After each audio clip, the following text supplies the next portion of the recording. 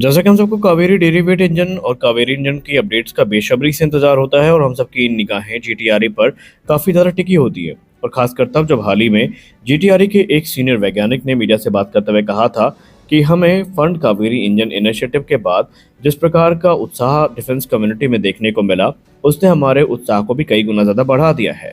और इसी बीच social media पर जो जीटीआरई है उसके तरफ से एक तस्वीर जारी करी गई है, जहां पर हमें पहली बार कावेरी डेरिवेट इंजन के साथ काफ़ी ज़्यादा मॉडिफिकेशन हुआ नज़र आता है। और यहाँ पर जो आफ्टर बर्नर सेक्शन है वो भी हमें देखने को मिला है। और जब से ये रिपोर्ट सामने आई है, जब से ये इमेज सामने आई है, तो ये लगातार न्यूज़ हेडलाइंस में हमें देखने को मिल रही है, जहाँ पर स्पष्ट तौर पर आप देख सकते हैं कि कावेरी डेरिवेट इंजन का लेटेस्ट इटरेशन हमें देखने को मिला है, जो कि आफ्टर बर्नर के साथ इक्विप्ड है। और ये पहली बार हमें ऐसा देखने को मिला है जो कि अनवील करता है कि इंजीनियर्स लगातार इस इंजन को रिफाइन करने में लगे हैं। और यहाँ पर इंजीनियर्स को इस इंजन को इंस्पेक्ट करते भी देखा जा रहा है। ये एक एडवांस इंजन है या एडवांस इटरेशन है जो कि जीटीआरई की हाईटेक फैसिलिटी में तैयार किया गया है और प्रदर्शित करता है कि जीटीआरई ने एक बड़े माइलस्टोन को अचीव कर लिया है।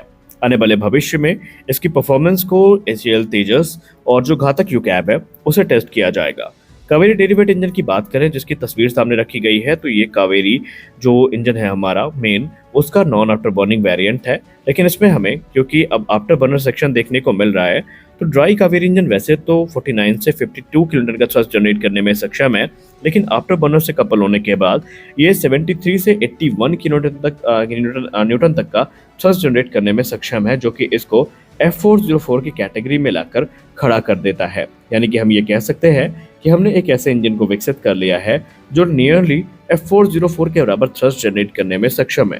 हालांकि जीटीआरई ने इस चीज़ का आश्वासन दिया है कि अभी इसकी जो परफॉर्मेंस है इसको हम सिग्निफिकेंटली इवेलुएट कर रहे हैं और हमारा प्रयास है कि इसको तेजस के लिए योग्य बनाया जा सके। उन्होंने कहा कि हम अभी इसको रिगरस वैलिडेशन ट्रायल से गुजारेंगे और जो हिस्टोरिकल चैलेंजेस है हम उससे ओवरकम कर रहे हैं।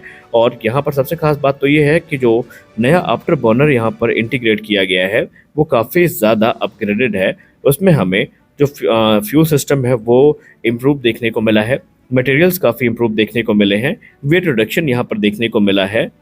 और पब्लिकली जो पिक्चर सामने रखी गई है उसमें क्लियरली देखा जा सकता है कि जो इंजन नोजल्स हैं उस पर काम किया गया है, हॉट सेक्शन पे काम किया गया है और इसकी जो वायरिंग है उसको पे सुधारा गया है, ताकि ये जो इंजन है ये बढ़िया जो हीट होती है काफ़ी बड़े पैमाने पर उसको विथ स्टैंड कर सके। जीटीआरई को इसकी प्रोग्रेस में इतना कॉन्फिडेंस है कि उन्होंने ये कहा कि जिस प्रकार की जो हाई कह सकते हैं मटेरियल्स उनका यूज़ किया गया है, एडवांस मटेरियल्स का यूज़ किया गया है, उसके बाद इसकी परफॉर्मेंस काफ़ी ज़्यादा इम्प्रूव हुई है, इसकी एफिशिएंसी इम्प्रूव हुई है, थर्मल मैनेजमेंट काफ़ी इम्प्रूव हुआ है और इसकी पावर में हमें बढ़ोतरी देखने को मिली है। हालांकि उन्होंने कहा कि अभी चैलेंजेस हमारे सामने बहुत सारे हैं जिन्हें हमें टैकल करना है, जहाँ पर टेक्निकल मैच्योरिटी से लेकर परफॉर्मेंस पोटेंशियल तक हमें देखना है और हम यहाँ पर स्टेल्थ और एफिशिएंसी को देख रहे हैं।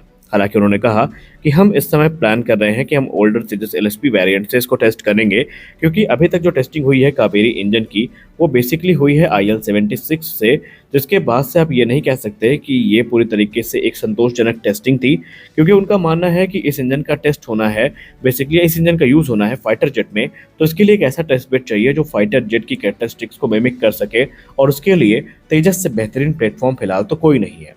तो देखना ये है कि जीटीआरई कब तक इस काम को पूरा करती है।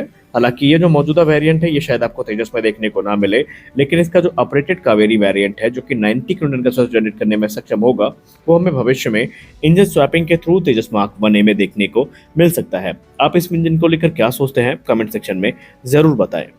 अगली रिपोर्ट के बारे में बात करने वाले हैं एक ऐसे विषय पर जिसको लेकर चर्चाएं काफी आम हैं और काफी लंबे समय से हम सब इसको लेकर अपडेट का इंतजार आडा या एचएएल से कर रहे थे, और वो था स्वदेशी इजेक्शन सीट। हमने स्वदेशी फाइटर जेट तो बना लिए, लेकिन अभी भी कुछ क्रिटिकल कंपोनेंट है जो हम भारत में विकसित नहीं कर पाए। उसमें से सबसे प्रमुख था जेट इंजन और दूसरे नंबर पर बारी आती थी एक स्वदेशी इजेक्शन सीट की। अभी भी हम मार्टिन बेकर और दूसरे सप्लायर्स के ऊपर पूरी तरीके से डिपेंडेंट है अपने फाइटर जेट की इजेक्शन सीट्स के लिए, लेकिन अब इसमें एक बड़ा स्ट्रेटेजिक मूव हमें देखने को मिला है। एरोनॉटिकल डेवलपमेंट एजेंसी ने हिंदुस्तान एरोनॉटिक्स लिमिटेड और प्राइवेट सेक्टर कंपनियों के साथ एक नए डिस्कशन को इनिशिएट किया है, जिसका उद्देश्य है स्वदेशी तौर पर भारत में इजेक्शन सीट्स को विकसित करना, जो कि हमारे इंडिजिनस फाइटर जेट्स के लिए काफी महत्वपूर्ण है। इस पर बात करते हुए मीडिया संस्थान IDRW ने लिखा कि इस समय भारत पूरी तरीके से प्रयासरत है कि मार्टिन बेकर की जो मोनोपोली चल रही है उसको ब्रेक किया जाए और तेजस मार्क 1A और तेजस मार्क 2 के भविष्य के जो इटरेशन है उनके लिए स्वदेशी इजेक्शन सीट को विकसित किया जाए। ये सफर सिर्फ तेजस मार्क 1A या तेजस मार्क 2 तक नहीं चलने वाला है, बल्कि ये भविष्य में हमें एमका मार्क 1 और एमका मार्क 2 में भी देखने को मिलने वाला है। स्वदेशी इजेक्शन सीट हमारे लिए इसलिए भी इम्पोर्टेंट है क्योंकि इससे न सिर्फ हमें काफ़ी पैसे बचेंगे, बल्कि एक ऐसी टेक्नोलॉजी हम विकसित करेंगे जो कि सालों सालों तक हमारे लिए मददगार साबित होती रहेगी। हालांकि एक स्वदेशी इजेक्शन सीट को विकसित करना कोई मजाक नहीं है। ये एक कॉम्प्लेक्स और टाइम एक्सटेंसिव प्रोसेस है जहां पर हमें ईयर्स ऑफ रिगरस टेस्टिंग करनी पड़ेगी, सर्टिफिकेशन करने पड़ेंगे और इसकी रिलायबिलिटी और पायलट सेफ्टी को इंश्योर करना पड़ेगा। उसके बाद ही इस सीट को मंजूरी मिलेगी। हालांकि सोर्सेज इंडिकेट करते हैं कि मार्टिन बेकर की जो इजेक्शन सीट्स हैं ये फुली इम्पोर्टेड तो हैं, लेकिन यहाँ पर भारत में इसको बनाने के लिए या स्वदेशी इंजन इजेक्शन सीट को बनाने के लिए हमें पूरे एक नए इंफ्रास्ट्रक्चर की ज़रूरत पड़ेगी और हमें यहाँ पर उसके लिए तैयार होना पड़ेगा। चलिए देर से ही सही पर आडा, HAL और प्राइवेट सेक्टर के बीच में ये बातचीत शुरू तो हुई और हम आशा करते हैं कि इसके परिणाम भी सकारात्मक हों।